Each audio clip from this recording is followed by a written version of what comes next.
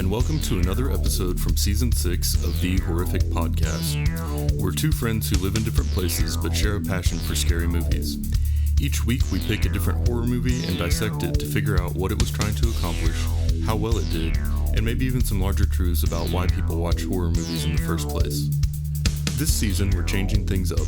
We're devoting a whole season to reviewing Esquire's list of the 50 scariest movies of all time. In each episode, we'll break down a different movie, talk about how scary it really was, and then update our rankings to prove how much smarter we are than the other people on the internet. Thanks for joining us, and we hope you enjoy the conversation. So we've talked about how a lot of horror movies start with, based on a true story, or in this case, the following is based on actual events, and it just shows, some text in the beginning to try and make it seem more real. Yeah. This one had... 30,000 people are reported missing in Australia every year. And so you read that and you think, it could probably happen. Australia is a big country and there's bound to be some crazy people out there. There's a lot of it that's not highly populated. So it's just dudes kind of out there doing what they do. And if I was crazy, that would make sense. But then I did some more reading about this, and it turns out the character Mick, who was the main serial killer in this, yeah, he wasn't based on a real-life person. No. He was based on two real-life people. Two dudes did this. Yeah. What was it, Ivan Milat? Millet? Milat? Yes.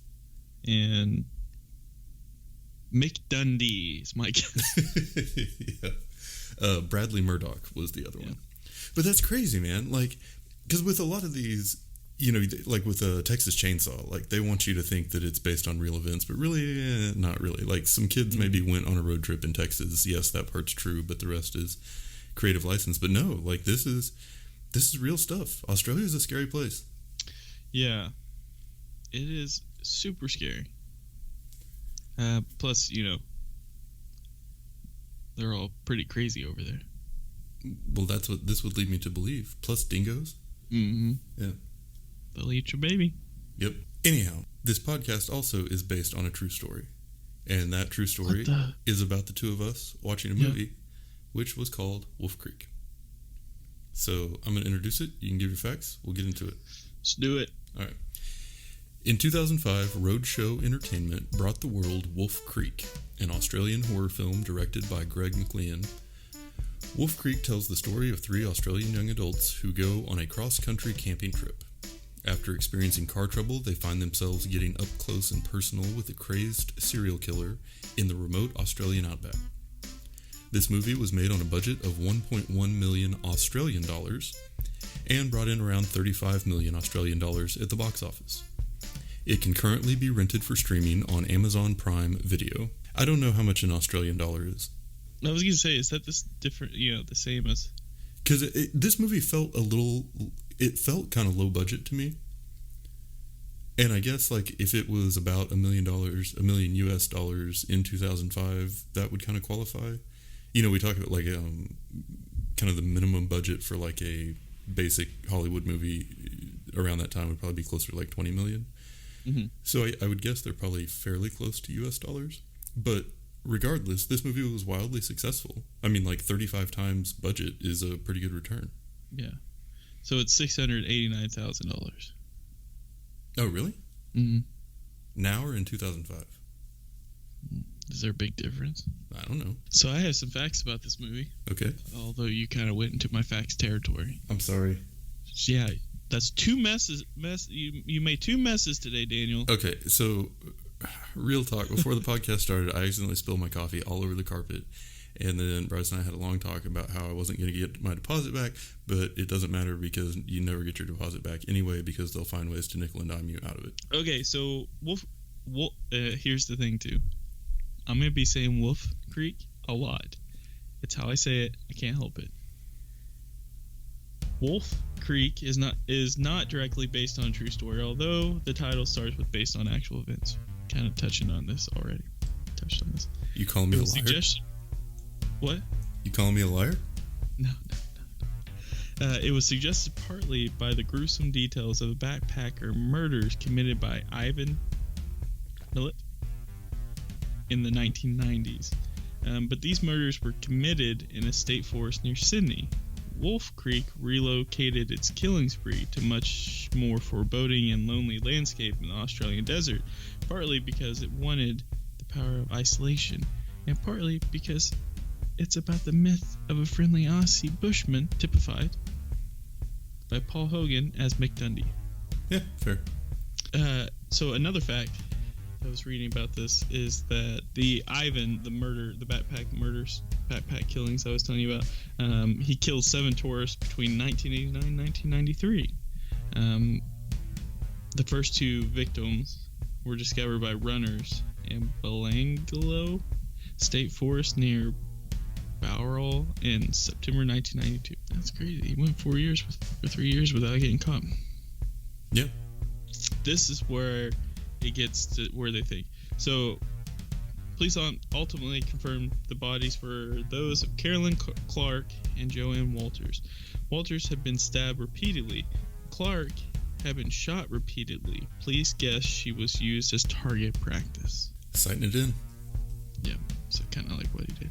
Yeah. Okay, so the abandoned mine that they were at was the site of an actual murder, which locals saw and protested because they didn't want a film to come out about that murder. I guess where once they found out what it was really about, they were okay and let people film it. Interesting. That's weird to me that they were okay with it, like it being a fictionalized movie, just using that for like background ambiance. But yeah, I assume it's probably just because it's probably just like a little town, Yeah. Everyone knows everyone. So the laugh that they came up with, or the laugh that Mick Taylor did. Yeah, it's so good. Yeah, that was actually supposedly Joan Jarrett's idea. So I guess he's like a method actor. It's kind of scary to think about. Yeah, to get ready for this role, he spent roughly 4 months in the Australian outback murdering young adults. Yeah, it's like, hey man, you're not really a method actor, you're just a murderer. Yeah, no, this is dedication to my craft. Yeah.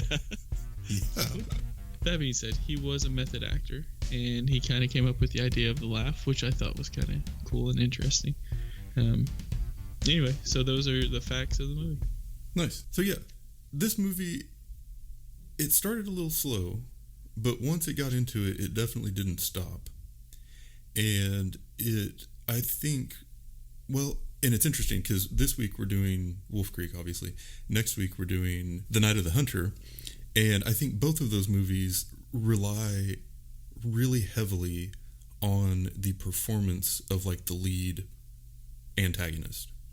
So in this movie, I think Mick was really kind of what made it.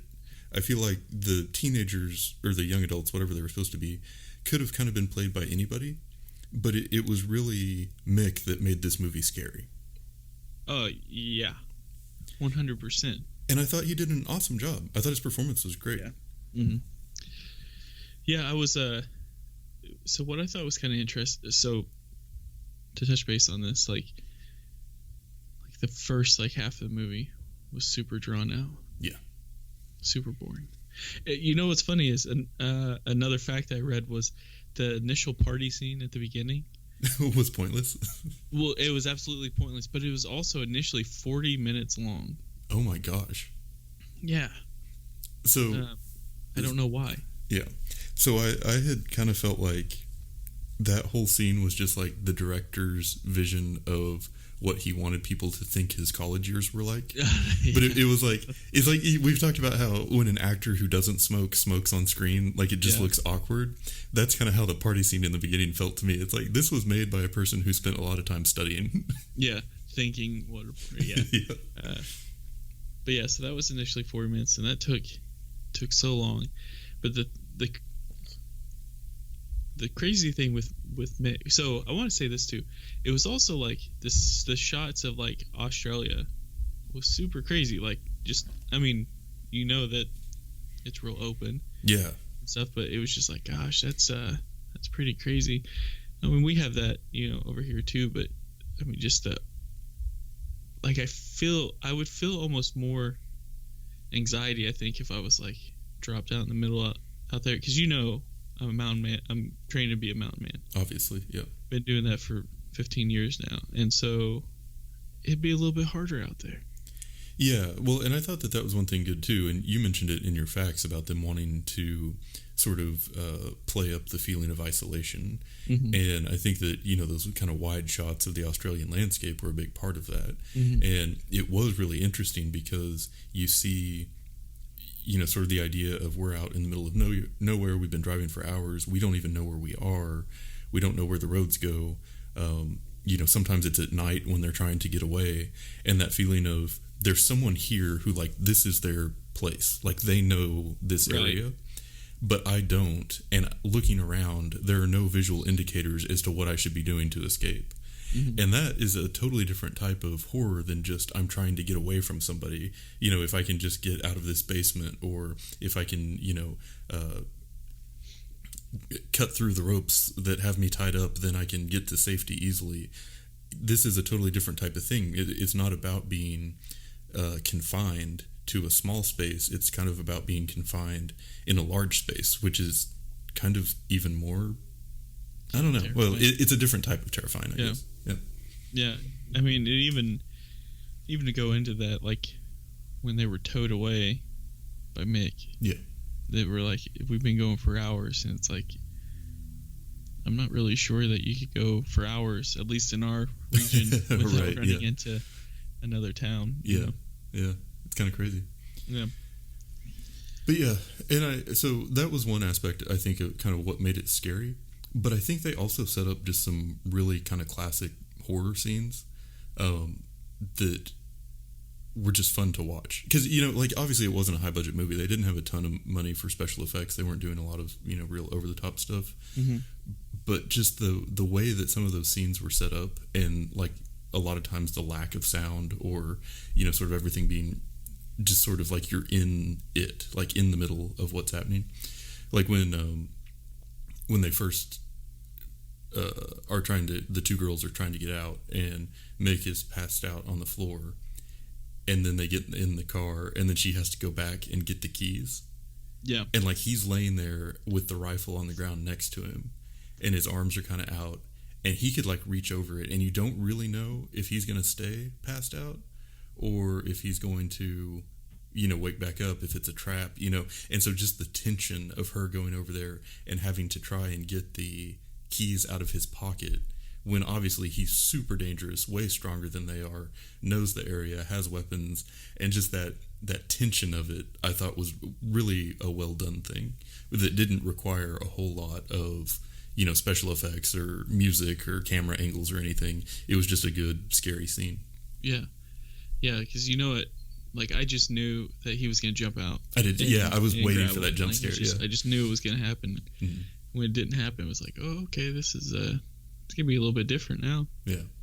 And then one thing that I really liked too was, like, shortly after that, when they're driving away finally, and they feel like, okay, we don't know where we are, we don't know where to go, but we are in a vehicle and we're moving and we're getting away from, our enemy quickly. At least we're putting physical space between us and him. And then they're, like, talking and freaking out, and then all of a sudden you just see the headlights in the rearview mirror. Like, oh, that was so good. Yeah, there's no escaping it. And they come across the big old little canyon or cliff, I guess I should say. Yeah.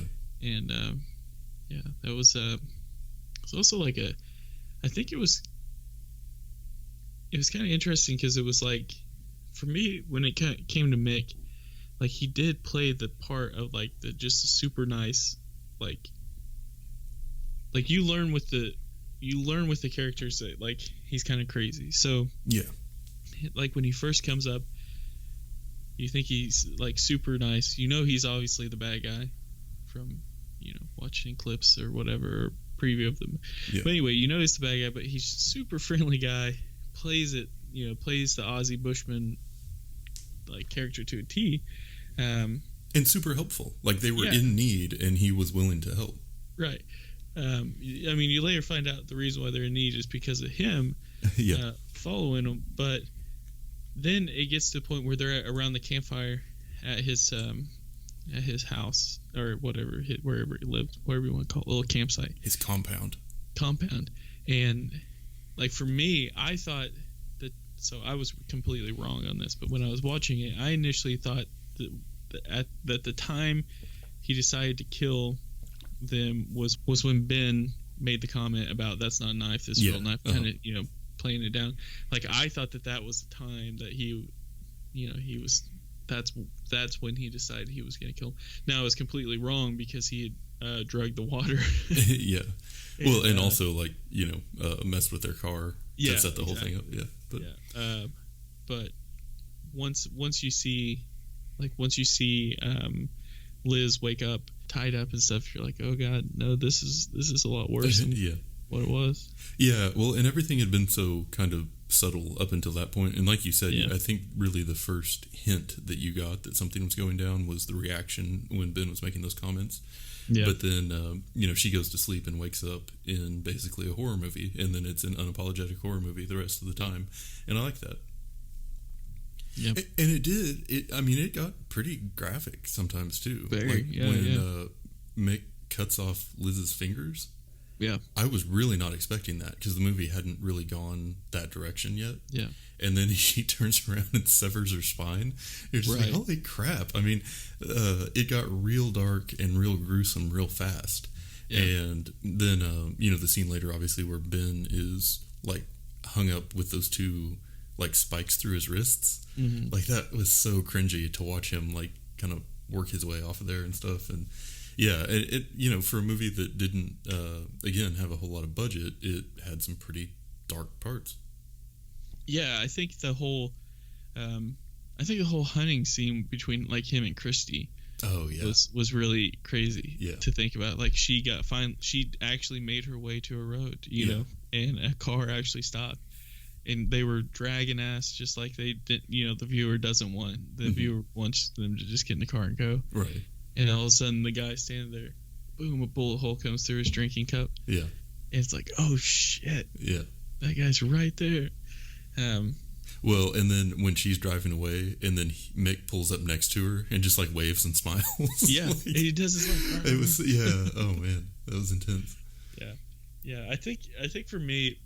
I think where this movie could have gone better is, it was like an hour and 40 minutes long, and a lot of the first part didn't have to happen. I don't think, like the party scene. Oh yeah, no, that was completely pointless. Yeah. So, as far as like horror or like things in the movie that were scary, can you really imagine a fate worse than being stuck on a road trip with two friends that are into each other? Oh, that's the real horror of this story. I have just committed to a month-long road trip where I'm the third wheel. Fun! Yeah. So I've generally been positive so far. Let's just keep it positive. Well, so there's another movie that this movie reminded me of. Oh, yeah? A lot. I know what you did last summer. Well, I have a section in my notes called Places Where This Movie Took a...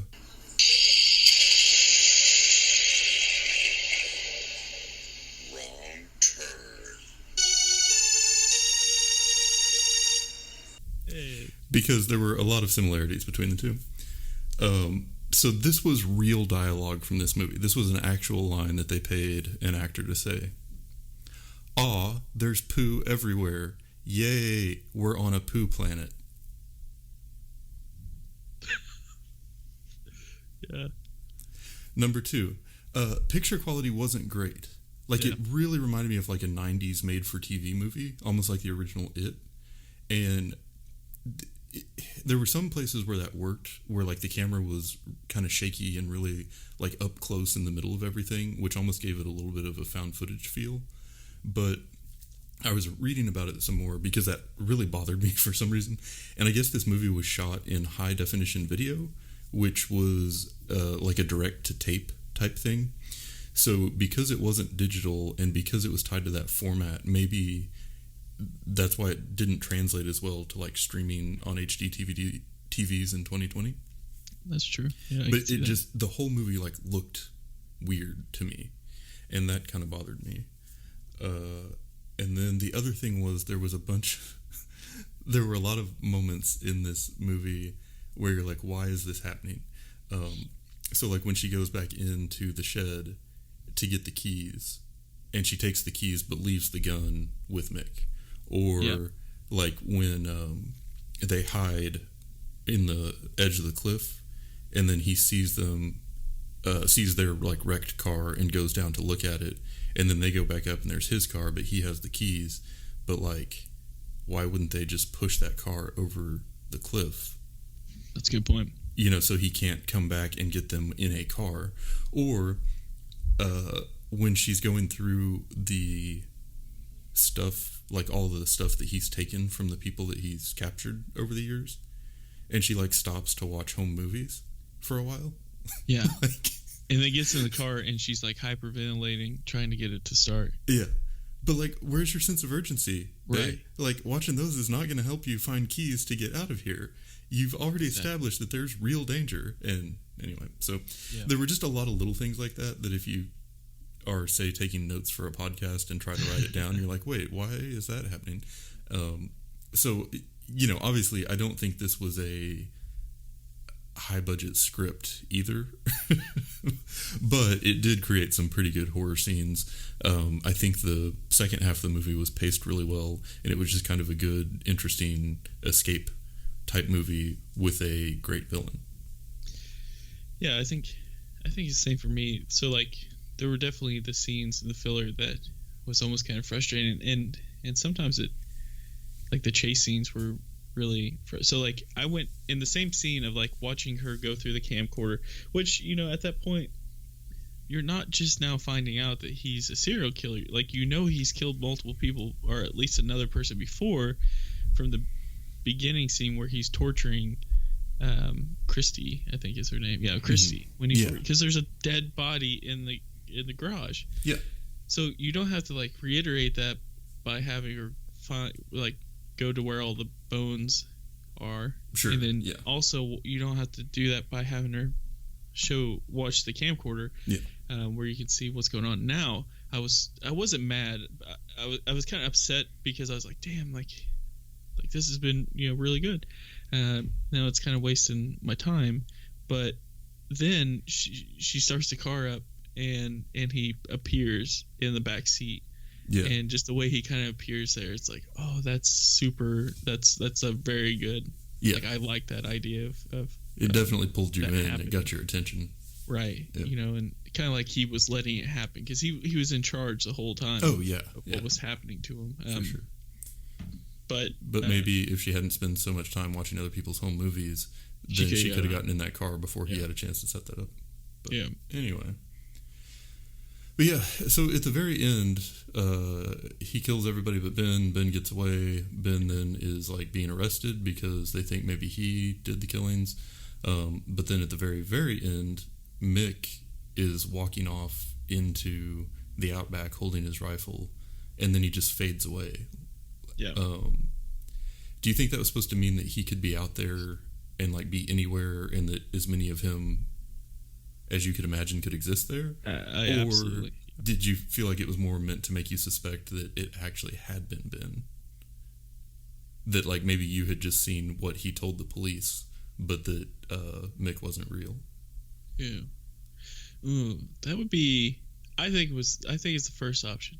I like the idea of the second option. I know, I do too. I really like that idea, but I think it's like he would have to find the guns. I don't know. Maybe that's a good call because he was Australian. They were British. Like, he could have. Mm-hmm. I don't know. I think it was the second one where he's out and about, because there's also like now there's a Wolf Creek too. You know. Yeah. Well, and he was also based on two real people. So yeah. But yeah, end of the day, it was nice that this was unambiguously a horror movie. I mean, from the ones that we've been through on this list, so many of them didn't actually feel like horror. Mm-hmm. Some of the execution wasn't great, but the point of the movie was to scare you and keep you on edge. And once it started doing that, it didn't stop. So from ones that have been on this list so far, I think this one was definitely scarier than a lot of them. It just, wasn't the best movie, but I wasn't offended by it. He was also in Wolf Creek 2. He's filming Wolf Creek 3 and a TV show, Wolf Creek. Dang. As Mick Taylor. That's crazy. Yeah. Yeah, I was really happy with this movie. It was, I'll never go to Australia. I can't leave the United States technically. Mm-hmm. but I would never go to Australia. Yeah, it definitely now, because of this movie. Thanks. Definitely moved down the power rankings for me. Or I might go to Australia just to find Mick Taylor fighting, or to become Mick Taylor. Ooh. And then if you get arrested, you could say, "I'm a method actor. I was simply preparing for a role, training for my next big role." Yes. But I think that might be a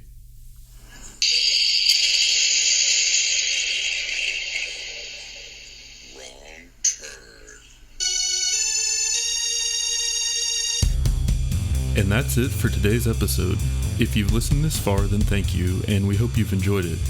We're always looking for new ideas, so if you have any questions, comments, or movie suggestions, please send us an email at thehorrificpod@gmail.com, or feel free to comment on or message our Facebook page. Just search for The Horrific Podcast. Thanks for listening.